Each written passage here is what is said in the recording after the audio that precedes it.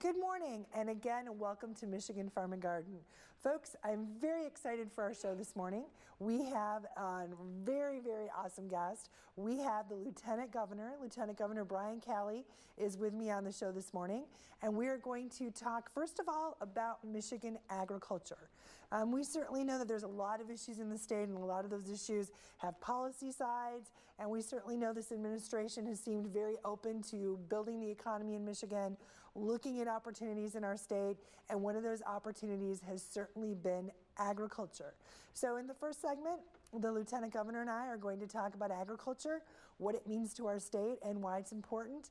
And then we're also going to talk about the Michigan Ag Environmental Assurance Program. You've heard me talk about that before on the show. Basically, it's a voluntary program in the state that brought together all those different regulatory agencies, looked at science, looked at the opportunities for agriculture, and basically set up some best environmental practices, I guess, if you will, on the farm. So we're going to talk about that program, what it means, and how that can be used for a model for other industries here in our state. Then the next two segments I am going to spend with Lieutenant Governor Brian Calley, and we are going to talk about the bridge proposal. I don't know about you, but I'm hearing lots of information, and it seems very, very one-sided. So we're going to talk about what's going on with the bridge, what are the opportunities for bridge. I mean, we hear that there's this opportunity to build a bridge, and we're looking at a cost to taxpayers of zero. We're going to talk about how that's possible, how that works, why Canada's involved, and why Canada's willing to step up and take the burden financially for the bridge, and how we'll leverage that money to get some road funds back in the state. So, folks, a lot of really good information. That's why we're going to go in depth and really talk about it. Then I will be back with an awesome recipe segment, and we are going to make chocolate bumpy cupcakes and show you how you can decorate those for Halloween. Folks, it's going to be a great show. Make sure you stay tuned, and we'll be back with our first guest right after the Michigan Farm and Garden Fact of the Week. It's time for the Michigan Farm and Garden Fact of the Week, brought to you by the Corn Marketing Program of Michigan. Michigan's food and agriculture sector contributes an estimated $91.4 billion to Michigan's economy. That's an increase of more than 50% between 2004 and 2010. For more information, go to productcenter.msu.edu.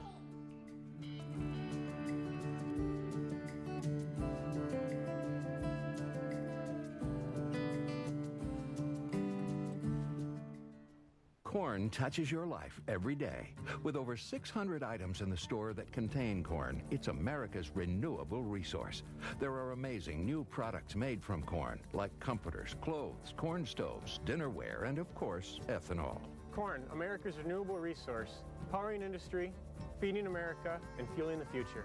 Thanks to Michigan's corn farmers, the future is bright for innovative products made from corn. To learn more about how corn touches your life, visit our website.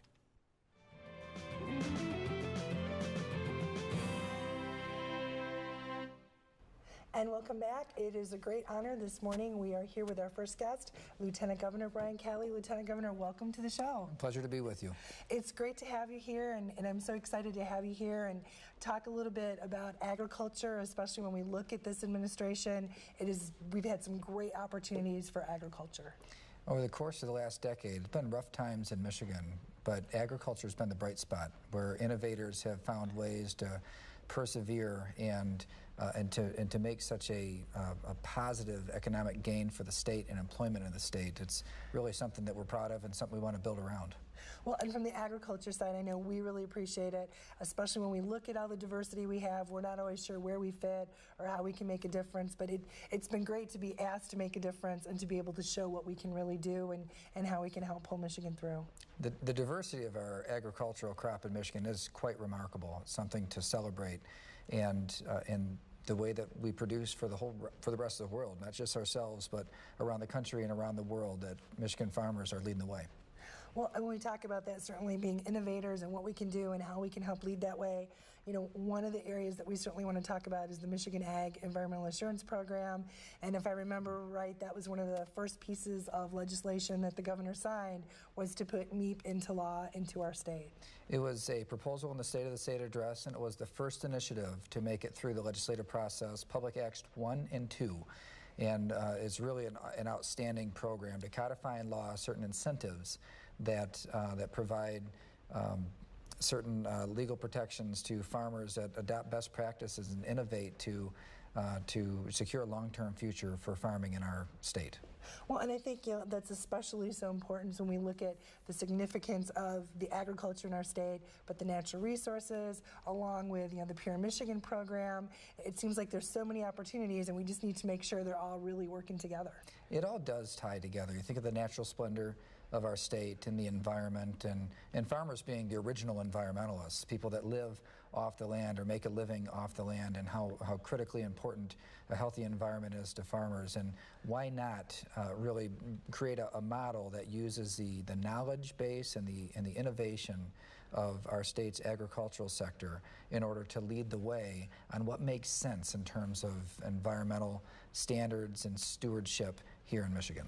Well, and I know from the ag side, as we look at it and look to the future and look at those opportunities, I think one of the things that's really helped us is to have a program like that brings everything together in one place. So you know what you're doing is going to satisfy DEQ, it's going to satisfy MDA. So to have a program that really kind of pulls that together, I think that's so important. And I know you guys have some lofty goals as we look to the future. That's right. It's off to a great start. We have almost 1,400 farms that are part of the program today, and we have a goal to have 5,000 over the course of the next few years. And that's some big growth, but I know that the momentum is starting behind it, and the innovation that we see behind what's happening on the ground on farms. It's not the government coming in saying, here's what you have to do.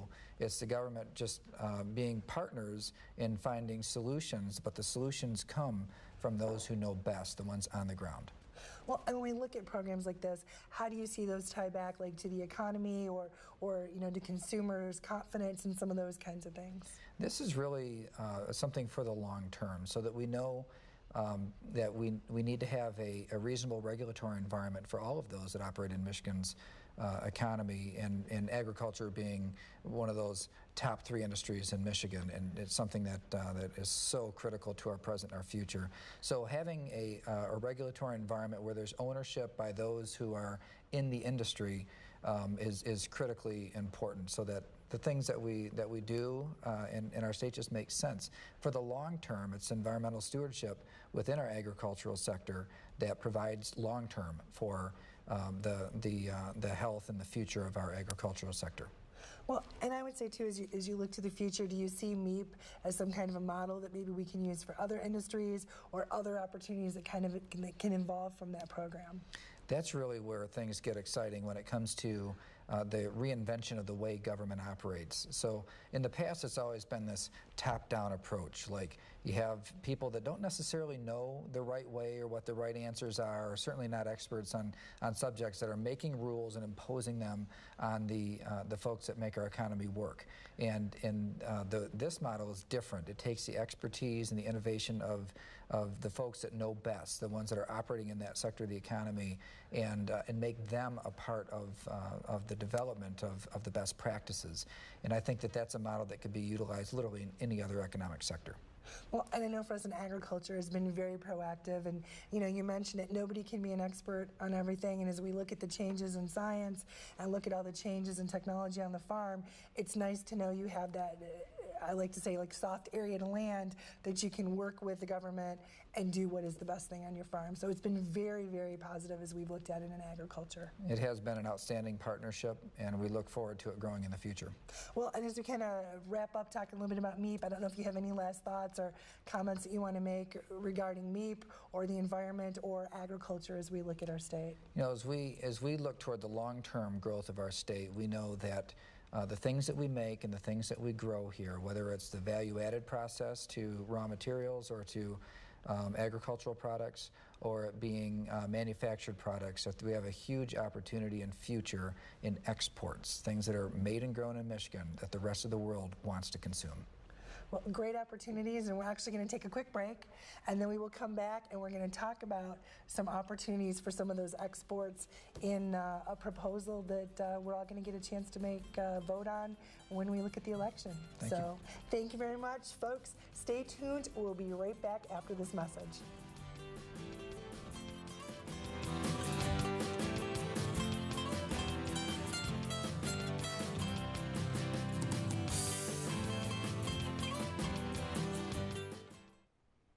Cherry Marketing Institute wants you to know about tart cherries. Cherry's red color comes from powerful antioxidants. Available year-round, it's easy to incorporate cherries into your daily diet. Visit choosecherries.com.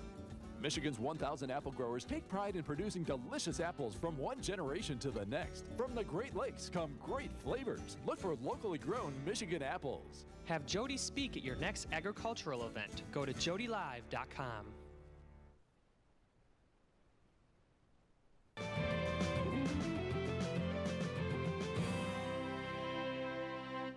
And welcome back. We are back with Lieutenant Governor Brian Calley. Welcome back again. It was a quick break, but we didn't let you get away. We're glad you're still here. Yeah, lots to talk about. We do. You know, we talked a little bit about the importance of agriculture. We talked about opportunities for exports, and certainly when we look at our state and the opportunities for exports, and we're looking at the ballot proposals, one thing that kind of ties those together is all this discussion about the bridge. So I'm going to kind of open it up and have you kind of take us through some of the background about this bridge issue. Yeah, so we have an opportunity right now to better connect Michigan to our most important trade partner, that being Canada. Canada and the United States enjoy the largest trade relationship between any two nations on planet Earth. Michigan, most years, has the largest share of that trade relationship. The Canadians buy nearly half of everything that we sell to the world. They consume 20% of everything grown in Michigan. The problem that we have today, though, is a bottleneck at the Detroit-Windsor corridor, the busiest corridor between these two countries, Detroit and Windsor. Today, it all goes over one very old bridge that is too narrow and it doesn't connect freeway to freeway. It's a bottleneck because there's 7 miles and 18 or 19 traffic signals between when you get off the bridge and when you hit the freeway. And so that creates a tremendous amount of congestion, and it's difficult to get our products to market and maximize the opportunity that we have because of our proximity here in the middle of this trade relationship.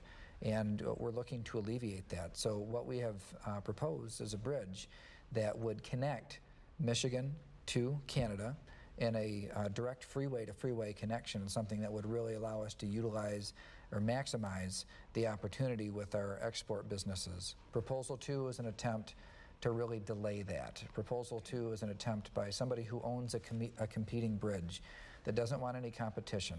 Right now, 99% has to go over this one bridge. And so Proposal 2 is a way to slow that down, to say, for the owner of the Ambassador Bridge to say, I got my monopoly, I don't want to give it up, and I want to use the Constitution to stop competition at the expense of export growth opportunities all over the state. Well, and I think those are very important points because a lot of folks, I don't think, understand that issue and think we have a bridge, but I don't think they realize the challenges and how that's really slowed down on some of the trades. 17 traffic lights in, would you say 7 miles? 7 miles, right. It is amazing.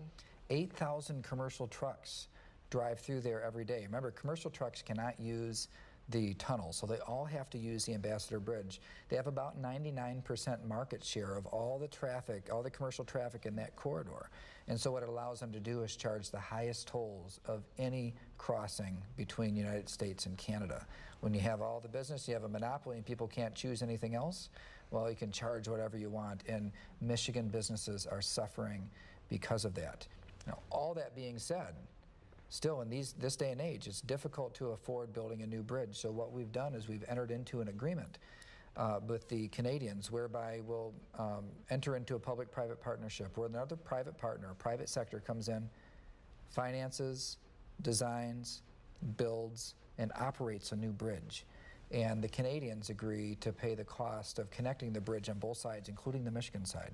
Okay. They also have signed an agreement to cover any cost overruns or operating shortfalls. So in other words, the people of the state of Michigan are not at risk of having to pay for the bridge, whether it be cost overruns or operating shortfalls. The tolls will pay the Canadians back. If their tolls come up short, well, the Canadians are just out of luck. That's what the agreement says. It perfectly protects the people of the state of Michigan. At the same time, we expect the project to employ 10,000 people over the life of the construction of the bridge, and then 25,000 long-term jobs because of the logistical job opportunities and the export job growth that typically happens around infrastructure projects like this one.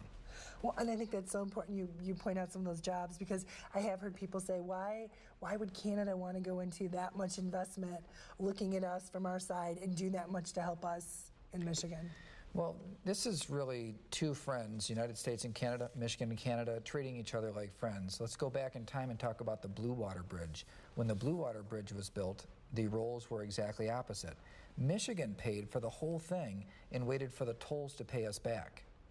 This time, because Michigan's on hard times, because our transportation fund can't afford another bridge, it is the Canadians that are coming to the table to pay for Michigan's share, and they'll wait for tolls to pay them back.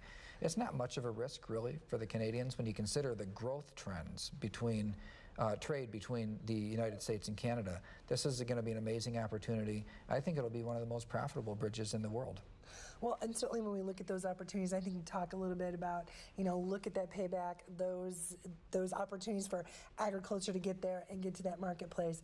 It does seem like a pretty good idea and kind of a no-brainer. I think people just get nervous of, how can something cost zero? Because when, sometimes you say, it sounds too good to be true, and I think that's important why we get to that point and talk about what Canada has for it. Well, certainly the bridge will be paid for. It's just a matter that it won't be paid for by the people of the state of Michigan. It's a bridge that will be utilized by Canadians and by firms all across America, but then also people here in Michigan. Think of all the things that we make here.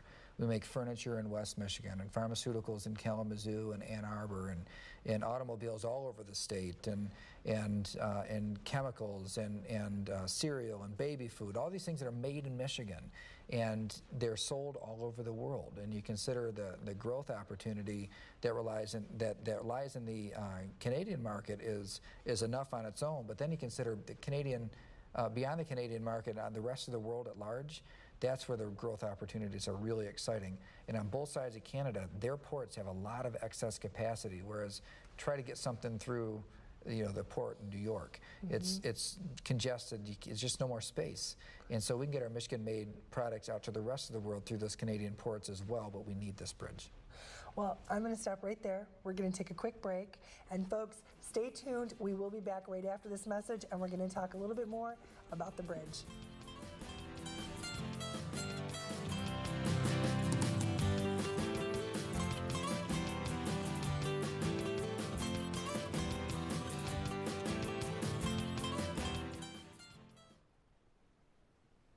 This chicken is beak over claw for meal made from U.S. soybeans.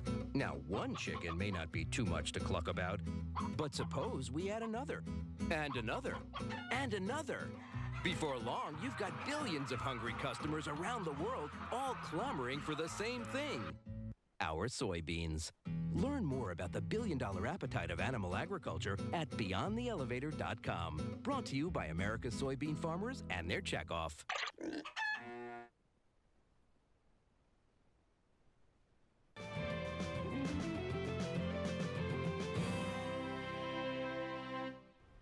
And welcome back. We are back again with Lieutenant Governor Brian Calley. Welcome back. It's great to have you here. And this is a great topic, and I want to make sure we have time to talk and get all the important components in as we talk about the bridge. Certainly one of the things that I've heard as people talk about the bridge is when you look at that expense, there's not going to be money to do anything else for any other roads or bridges in the state. No, it's quite the contrary. The way that this agreement has been structured, not only does it leverage private sector resources to come in and build a new bridge. So you have the private sector come in and build a brand new bridge, and then they make the money off the bridge as well over time. So that's the biggest part of the biggest single component of the whole project. Then the Canadians pay to connect the bridge to our road system. And so we were able to fix a major transportation issue without laying down any money on it. And then over time, the concessionaire agrees to maintain it, and if they fail to, then the Canadians agree to maintain it. As long as there is a nation of Canada, then Michigan taxpayers will not experience any costs related to this bridge. And so as we look at it, it takes a financial risk out. But even more than that, when the Canadians spend money in Michigan to connect our road system to this new bridge, that counts like Michigan spent it, so that we're able to maximize the match dollars to draw down federal gas tax dollars to be spent in Michigan to fix roads and bridges all over the state. So not only will this solve this transportation issue, but it also makes sure that Michigan maximizes the amount of federal gas tax dollars we draw down from from Washington. We already pay more in than we get. This will help us to make sure that we get the maximum back from the investment that Michigan citizens make at the gas pump every day. Well, and I think that's so important because as we look at the trade and look at those opportunities, we'll want to make sure we have that infrastructure as this opens up the chance for all the exports that we can and increase that trade with that partner. Infrastructure is such a critical component to economic development. You need to have the ability to move people and goods and equipment from place to place. That's just one of the bases of economic activity that you have to have. And in Michigan, we've got a lot of work to do on our infrastructure, and I would consider this project, this bridge, to be the single most important component to the makeover of Michigan's infrastructure system. Well, and I think it says a lot, too, as we look at how this comes together, that you have the private entity, so you have that private enterprise, you also have that Canadian government, and with our government, it kind of seems like that three-legged stool, that the things have been put in place to make sure that there are safeguards, and then it's going to be taken care of, and it's going to be maintained, so we don't end up, years down the road in the same kind of situation we're in today. That's right. This is a long-term solution for the people of the state of Michigan. And remember, over 200,000 people in the state of Michigan have jobs that rely on trade with Canada. And so this project means job security for an awful lot of people in Michigan. Well, and certainly when we look at opportunities, we talked a little bit about the trade. When we look at the agriculture, I would think as we look to the future, we're looking at being able to grow those opportunities, and having this infrastructure is going to be a huge step forward. It is, and just the surface transportation is part of it, but you consider all the things that are located in that vicinity. There's a rail line and a rail tunnel.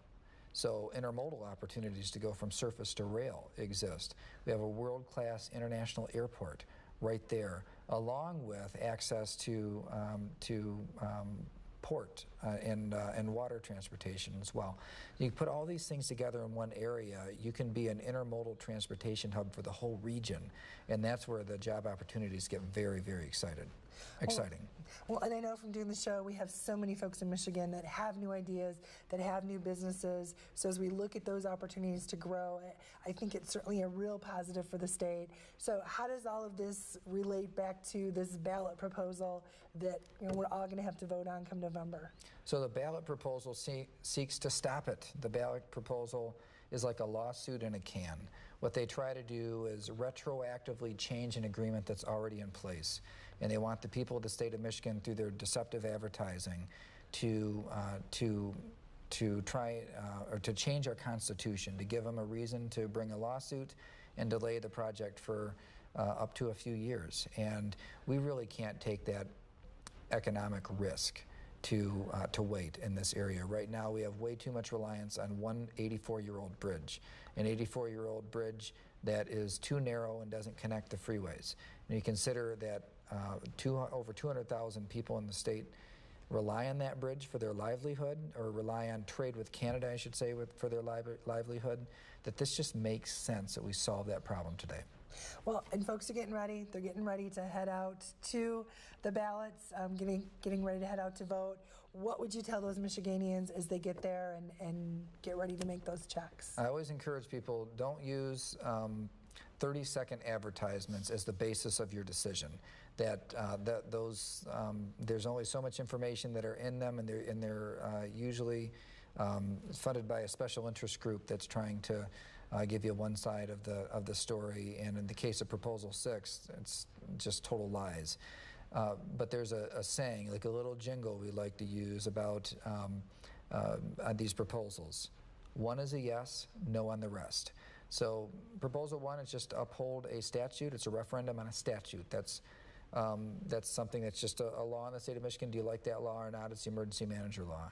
Proposals 2 through 6 are all constitutional amendments.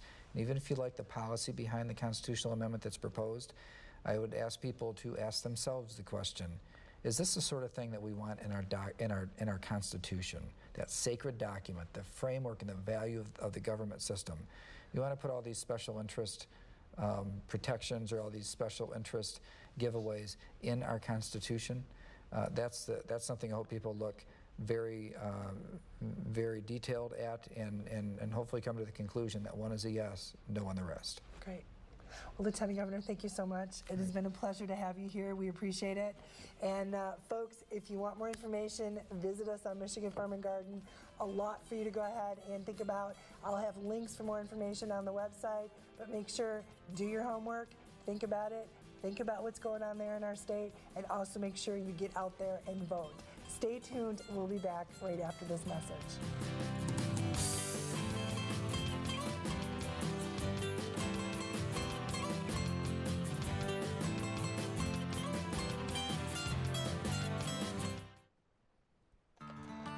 It's a love.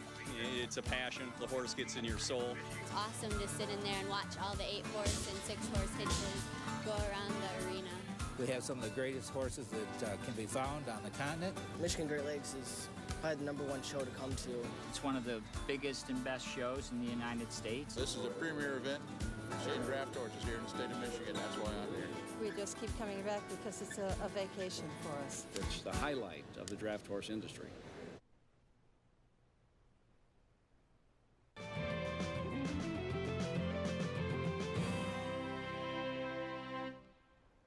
And welcome back. Well, folks, now that you've learned a little bit more about the importance of agriculture here in our state and what it means to the administration, and a little bit, or a lot, I guess, about the bridge proposal, I want to share with you a really easy recipe.